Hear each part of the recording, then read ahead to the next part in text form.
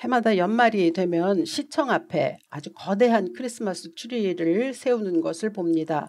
올해도 그건 마찬가지였습니다. 제가 지난번에 시내 나갈 일이 있어서 사실 일부러 한번 들러봤습니다. 근데 그 성탄절 크리스마스 트리가 크게 그곳에 있더라고요. 그런데 그 위에 제일 꼭대기에 어떤 장식이 있는지 혹시 아시려나요? 제일 꼭대기에 십자가가 달려 있습니다. 그런데 제가 어떤 글을 보니까 그 십자가를 단 것이 문제가 되었다라고 하는 논쟁들이 벌어졌다는 글이었습니다.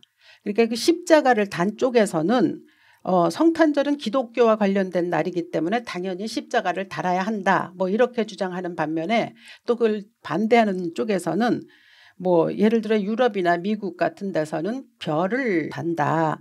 그리고 십자가는 죽음을 기도하는 거지만 성탄은 탄생을 기념하는 날이기 때문에 십자가보다는 별이 더 마땅하다, 뭐 이래가지고 서로 사이에서 논쟁이 일어났다라고 하는 그 글을 읽어본 적이 있습니다. 여러분은 어떻게 생각하시나요? 이 논쟁이 제 눈에 띈 것은 아마도 오늘 본문이 아기 예수를 보기 위해서 별을 따라 페르시아 쪽에서부터 베들레헴까지 왔었던 이 동방박사의 이야기 때문에 그랬던 것이 아닐까, 저는 그렇게 혼자 생각했습니다. 동방박사들이 페르시아 쪽에서 살고 있었던 점성가들이라 이렇게 주장합니다. 그러니까 별을 보고 연구하는 학문을 가진 사람들이지만 그냥 단순히 별만 연구하는 게 아니라 굉장히 지식이 많았던 자들이라고 그렇게 알려져 있습니다. 근데 그 사람들이 어떻게 그곳에서부터 베들레헴까지 그 별의 움직임을 따라왔을까라고 하는 것은 사실 좀 궁금했습니다. 예수께서 태어나시던 그 해에 목성과 토송이 만나는 특별한 움직임이 감지되었다고 그렇게 전해져 내려옵니다.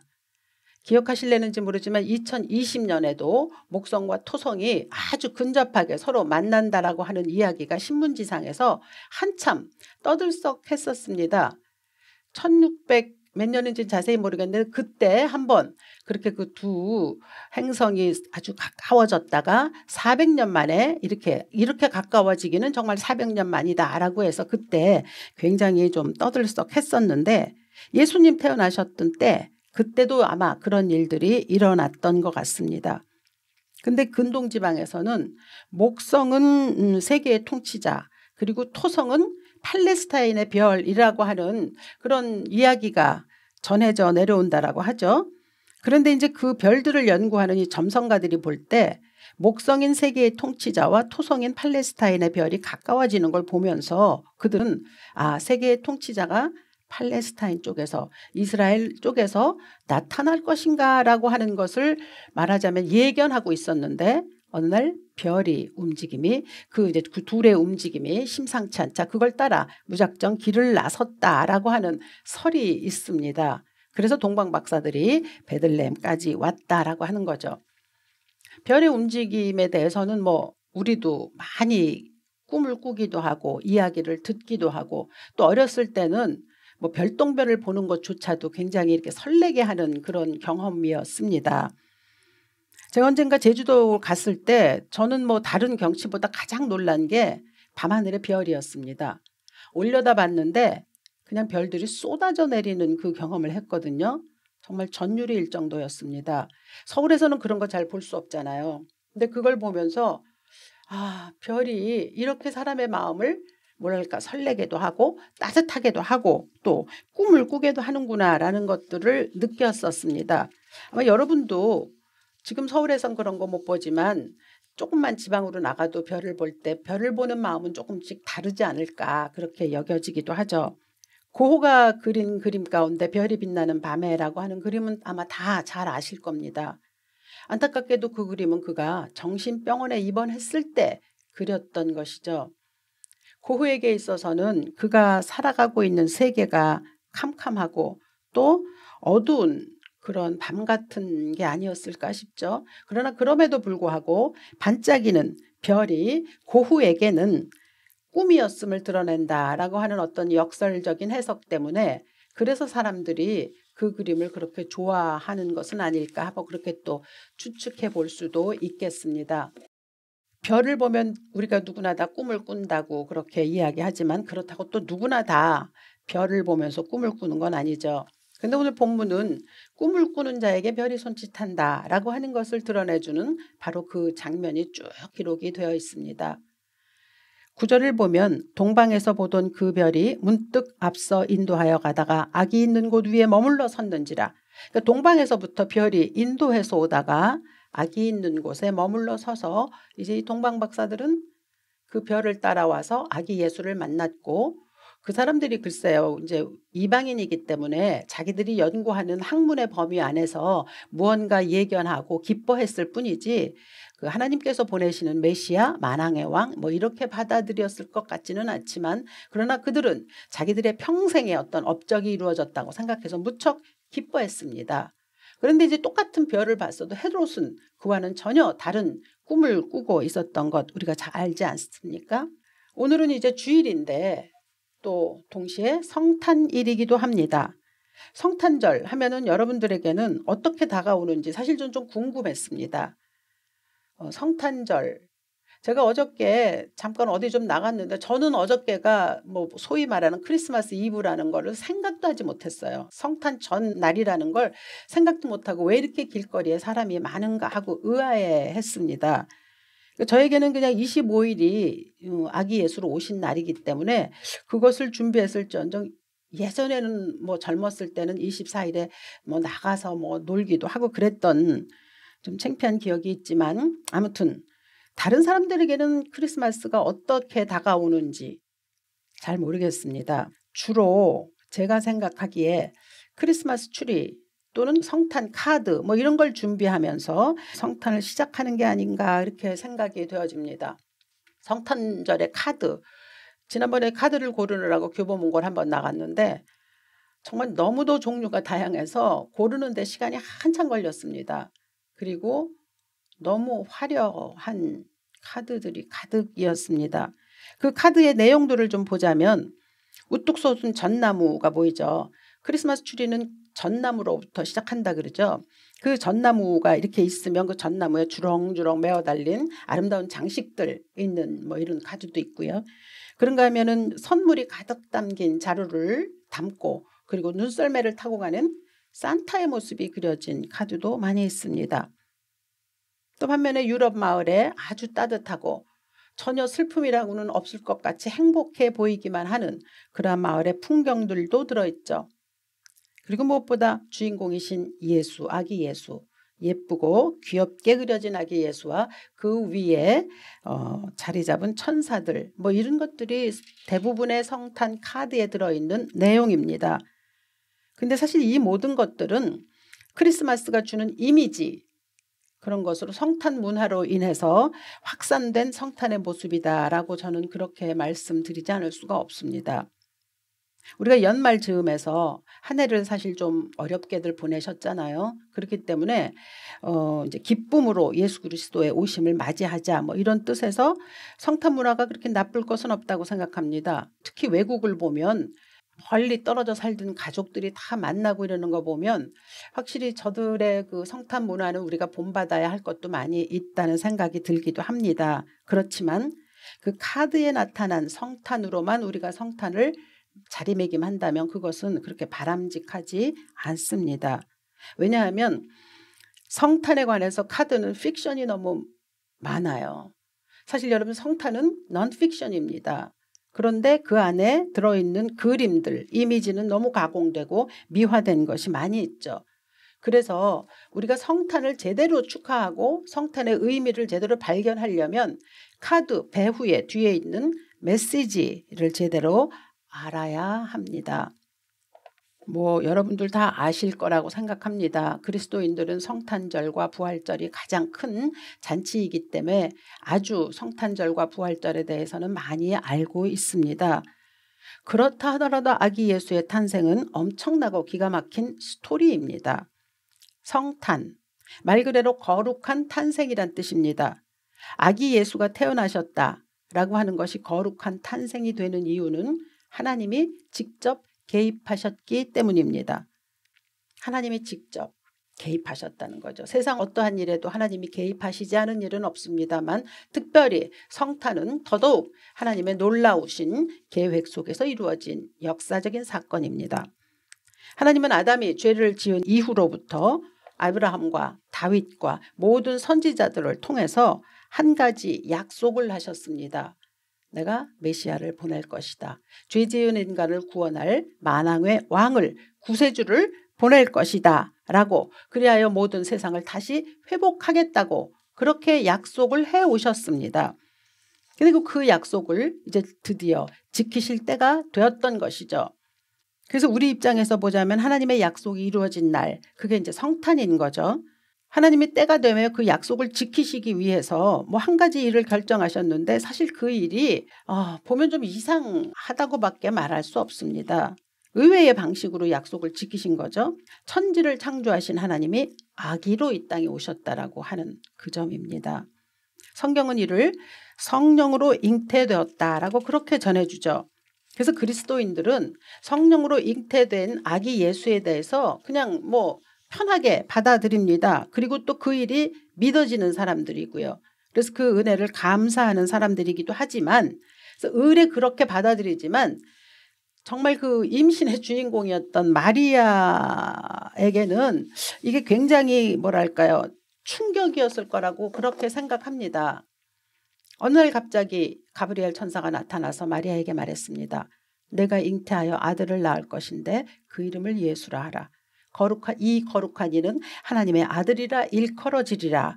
그렇게 말씀하시고 그 약속대로 마리아에게서 하나님의 약속을 지키셨습니다. 그런데 마리아는 당시 10대 소녀였거든요. 그가 받았을 충격은 상상하기 어렵습니다. 21세기인 오늘날도 만약에 10대 소녀가 임신했다 그러면 그 당사자들과 그 가족들이 겪어야 하는 어려운 일들이 뭐 분명히 있지 않겠습니까? 하물며 2000여 년 전에 마리아와 요셉, 얼마나 두려워했을까 싶습니다. 요셉의 경우로 보면 정말 황당한 일 아닙니까? 물론 하나님의 천사가 그의 꿈에 현몽하셔서 가만히 있으라고 하셔서 그가 받아들이긴 했지만, 그러나 그 일을 저는 좀 상상하기 어렵다고 생각이 되어집니다. 마리아도 주의 계집종이니 말씀대로 이루어지이다 라고 순종했습니다. 뭐 그래서 성모 마리아가 되시기도 한 것이겠죠. 그렇긴 하지만 글쎄 그게, 그리고 동네 사람들이 뜬금없이 마리아가 배가 불러올 때 그 성령으로 잉태했다라고 하는 말을 그 사람들이 믿고 막 축하해 줬을까요? 그렇지 않았을 것이라고 생각합니다. 오늘날 우리가 전도하다가 사람들에게 만나서 예수 복음을 전할 때 가장 먼저 막히는 부분이 바로 여기거든요. 성령으로 잉태하셨다. 안 믿습니다. 성령으로 잉태했다니 이거 뭐 말도 안 되는 소리 하지 말라고 이렇게 말한 사람이 훨씬 많죠. 그러니까 하나님은 정말 당신의 약속을 지키시기 위해서 어린 소녀의 몸을 의지해서 생명을 가진 육체로 이 땅에 오심으로 약속을 지켜내셨습니다. 그리고 짐승이 먹는 그 여물을 담아놓는 구유, 그것을 침대로 이 땅에 오셔서 누우셨습니다. 전능하신 하나님께서 당신의 존재를 나타나는 방법치고는 좀 너무 기이하다고 생각하지 않으십니까? 근데 우리는 또 그것을 믿습니다. 그래서 저는 정말 믿음이란 기적이구나라고 생각하지 않을 수가 없습니다. 감사한 일이죠. 성령으로 잉태된 사실이 믿어지니까요. 뭐 드라마도 그렇고 영화도 그렇고 우리의 역사를 살펴봐도 그렇고 왕이 탄생했다, 또 뭐 굉장한 사람이 이 땅에 임했다라고 하는 걸 볼 때는 놀라우리만치 위험 있게 연출되지 않습니까? 그런데 하나님이 아기로 이 땅의 모습을 드러내셨을 때, 그때는 동방박사들은 자기들의 그 직업을 삼아서 이제 그렇게 왔을 거고, 목자들이 양을 치다가 천군 천사의 합창을 듣고 축하했다고 하죠. 그 천군 천사가 하늘에서 합창을 했을 때 그게 굉장히 대단했겠으나 목자들 외에는 아무도 그 찬송을 들은 사람이 없습니다. 그러니까 만약에 그때의 그 광경 그대로 뭐 그림을 만든다거나 아니면 카드를 만든다고 하면 극히 소박할 수밖에 없습니다. 그렇잖아요. 목자들은 그 당시에 천출들이었고 동방박사들은 이방인들이었거든요. 근데 그런 사람들에게서만 축하를 받았다라고 하는 것은 이게 사실 별 볼 일 없다고 볼 수 있는 거죠. 그 카드는 근데 너무 아름다워요. 너무 근사하죠. 화려합니다. 마리아와 요셉이 겪었을 것 같은 어떤 심경의 복잡함 이런 거 카드에 들어있지 않습니다. 그런가 하면 저는 참 이상한 게 천사들이에요. 물론 저도 천사를 본 적이 없습니다. 그냥 상상할 뿐이잖아요. 그러나 성경에 나타난 천사가 그 카드에 나타난 천사들처럼 그렇게 앙증맞게 그렇지는 않을 거라고 생각되는데 카드에 있는 천사들은 모두 너무 귀여워요. 그래서 전 좀 이상합니다. 그게. 뿐만 아니라 헤롯이 아기 예수를 찾았죠. 근데 동방박사들이 몰래 하나님께서 그들에게 알려주셔서 다른 길로 자기들의 고향으로 돌아가 버렸거든요. 헤롯은 예수를 찾지 못했습니다. 그러자 홧김에 그 또래의 아이들을 많이 죽였는데 그 잔혹사는 카드에 등장하지 않습니다. 그렇기 때문에 성탄에 일어났었던 이 여러 가지 이상한 일들, 그것이 비록 우리는 이제 믿음으로 믿어지지만 그리고 다 아멘 하지만 그러나 그 카드 속에 들어있지 아니한 밖의 이야기들, 그것들을 알아야 하고 그냥 카드가 보여주는 좋은 점으로만 희희낙낙할 수는 없다라고 하는 그 사실입니다. 그러니까 저는 도저히 이해할 수 없다라고 했는데 필리비안 씨가 써준 글을 보면 정말 그렇다 생각이 됩니다. 제가 여러분들에게 좀 보여드리며 함께 읽겠습니다. 춥고 어두운 어느 날 밤 베들레헴의 굴곡진 언덕으로 처음도 없고 나중도 없으신 하나님께서 시간과 공간 안으로 들어오셨다. 경계 없이 운행하시던 하나님께서 한 아기의 외양이라는 엄청나게 한정된 범위 안에, 죽음의 운명이라는 불길한 범위 안에 자신을 가두셨다. 좀 철학적이고 문학적이죠. 그래서 좀 어렵기는 하지만 필리비안 씨의 이 말처럼 하나님이 아기로 오셨다는 그 성탄에 대해서 가장 확실하게 표현한 글은 없다고 생각되어집니다. 이것을 요한복음은 1장 14절에서 말씀이 육신이 되어 우리 가운데 거하셨다라고 그렇게 또 풀이해 주지 않았습니까? 시간과 공간을 하나님이 창조하셨습니다. 예수 그리스도의 나심으로 인하여 BC와 AD가 생겼잖아요. 시간, 또 우리가 살고 있는 이 공간, 우주 세계의 그 수많은 모든 행성과 항성들 다 하나님이 만드셨습니다. 근데 그분이 보잘것없는 한 아기의 모습으로 당신을 제한하셨다는 거예요. 이렇게 한정 지으셨다는 거예요. 그리고 결국에는 비웃음과 멸시와 조롱 가운데서 그를 죽음의 어떠한 길로 내모르셨습니다. 죽음에 맡기셨습니다. 그러니까 그 아기는 베들레헴에서 낳고 갈보리에서 죽었습니다. 만군의 왕, 만군의 주이신 하나님이 그렇게 이 땅에 오셨습니다. 그러니까 성탄은 정말 결코 생각할 수 없었던, 세상에 전혀 존재하지 않았던 세상 법칙과 상식이 뒤집어진 사건입니다. 하나님의 아기가 되었다는 듣도 보도 못한 새로운 결정에 의해 하늘의 하나님이 인간을 만나러 이 땅에 오신 날, 그날이 바로 성탄입니다. 우리가 뭐 다 사실 알고 있습니다. 아기 예수로 오셨다. 하나님이 그곳을 버리시고 이곳으로 내려오셨다. 뭐 이렇게 다 이론적으로 다 알고 있고 또 영적으로 믿음으로 받아들이는데 성탄에 가까워 오면은 우리는 오히려 그 본질을 좀 잊어버릴 때가 있지 않나, 이런 생각이 들어서 오늘 이 말씀을 나눕니다. 사실 크리스마스 추리 위에 십자가가 달린들, 별이 달린들, 저는 뭐 그게 그렇게 본질적인 것이라고 생각하지 않습니다. 뭐 각자의 취향에 따라 그렇게 달 수도 있지만 크리스마스 추리는 왜 해야 하는지, 그리고 또 그곳에서 즐거워해야 하고 기뻐해야 하는 이유는 무엇인지, 오히려 그게 더 중요하지 않을까 싶은 것이죠. 그러므로 성탄이 세속화되어 있는 그런 것으로부터, 상품화되어 있는 것으로부터 회복되어야 합니다. 마땅히 그리스도인들은 성탄이 지니고 있는 경이로운 거룩함을 되찾아야 하는 날, 그날이 바로 성탄일입니다. 거대한 은하계를 창조하신 하나님이 은하계에선 가장 보잘것없는 행성 중에 하나인 지구로 오신, 그렇게 이 땅에 오신 이유는 우리가 잘 알다시피 우리를 사랑하시기 때문입니다. 그래서 이 땅에 오신 것이죠. 제가 오늘 제목을 아름다운 별 지구라고 얘기했는데요. 천문학자들이나 과학자들의 소견에 따르면 지구는 별이 아닙니다. 천문학자들은 그렇게 말할 것이 분명합니다만 저는 오늘 J.B. 필립스 목사님이라고 하신 분이 쓴 글에서 성탄이 지구에서 이루어진 일에 대해 이렇게 말을 해주었는데 참 이 글을 읽으면서 감동이 되었습니다. 그래서 한번 여러분들에게 읽어드리고자 합니다. 큰 천사가 어린 천사를 데리고 우주 여기저기를 안내하다가 5천억 개의 별들로 구성된 한 특별한 은하계로 들어갔다. 그곳에서 큰 천사는 몹시 느리게 돌고 있는 작은 별을 가리키면서 잘 봐. 저 작은 별은 특별한 데가 있어 라고 말했다. 항상 영광스럽고 빛나는 큰 별들만 봐왔던 어린 천사의 눈에는 그 별이 참으로 하찮게 보여서 저 작고 더러워 보이는 별이 무엇이 그렇게 특별한가요? 라고 물었다. 그러자 큰 천사는 우리의 왕이 저곳으로 내려가셨기 때문이야. 저 별의 사람들을 사랑하셔서 저곳 사람들이 당신과 같아지기까지 저들을 높여주시기 위해 내려가신 거지 라고 대답했다. 천사가 본 작고 더러워 보이는 별, 그 별이 우리가 사는 별 지구입니다. 근데 창조주이신 하나님이 방문하셨기 때문에 그 별은 위대하고 복받은 아름다운 별이 되었습니다. 아름다운 별 지구입니다. 지구에 발붙이고 사는 우리들은 사실 그 거대한 우주에 비하면 티끌만도 못한 존재라고 말할 수 있습니다. 잘 살거나 뭐 많이 배웠거나 아니면 높은 위치에 있거나 뭐 다 거기가 거기는 50보 100보 인생 아닙니까?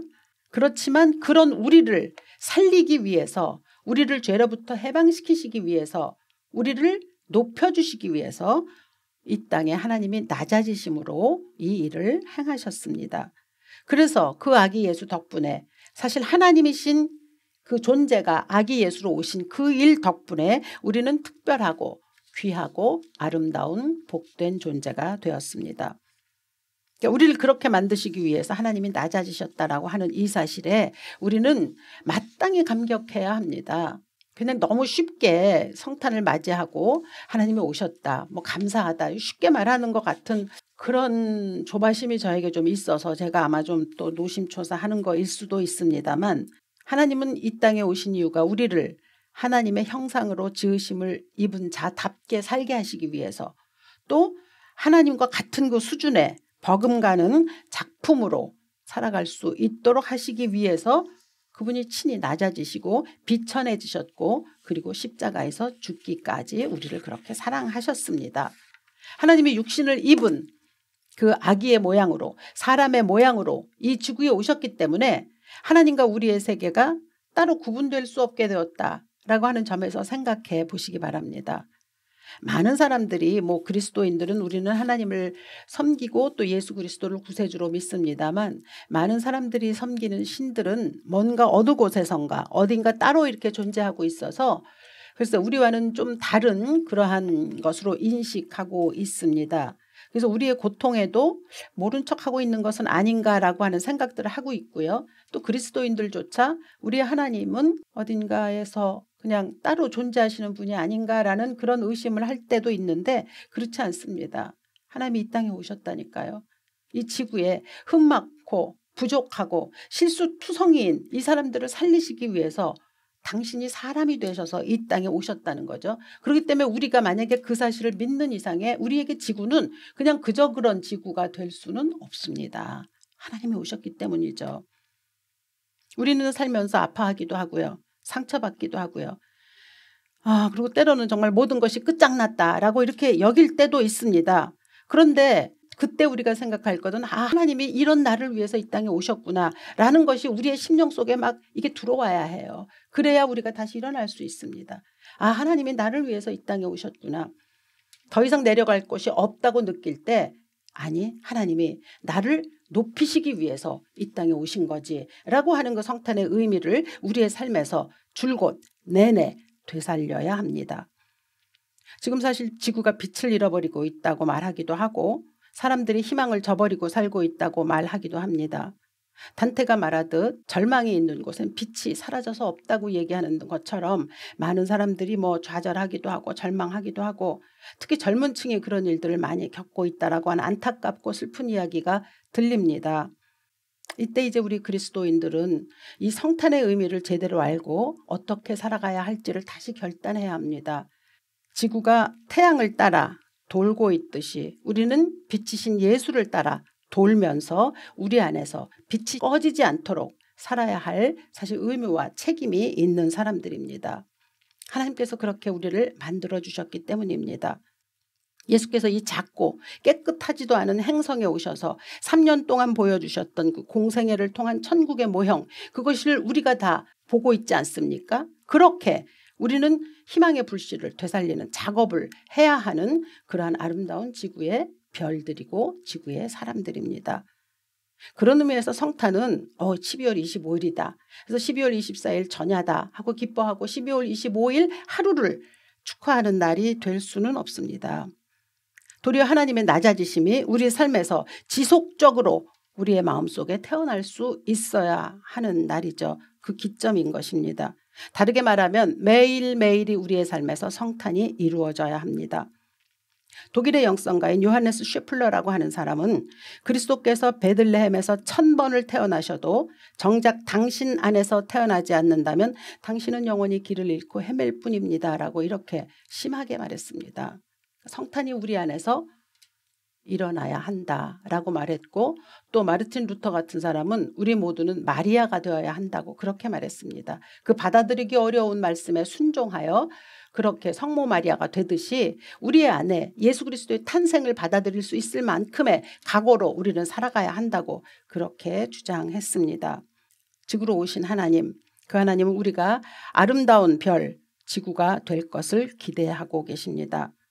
몸과 마음이 연약해진 우리 서로가 서로를 돕고 살면서 지칠 대로 지친 우리들끼리 하나님의 응원을 다시 기억하며 일어설 수 있기를 바라십니다. 그래서 오신 거거든요.